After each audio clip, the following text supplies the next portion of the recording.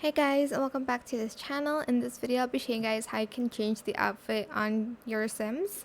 Select a dresser, make sure you have one, and then you're going to select the change outfits or plan outfits if you want to go to the dressing rooms, I guess, like this area I meant.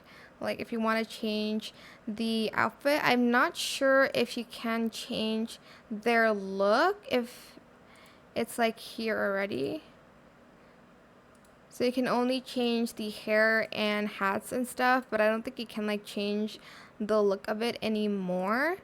So just keep that in mind when you're playing the Sims. But yeah, that is pretty much it really. I'm just gonna show you how to change the hair. I'm sure you can do the rest.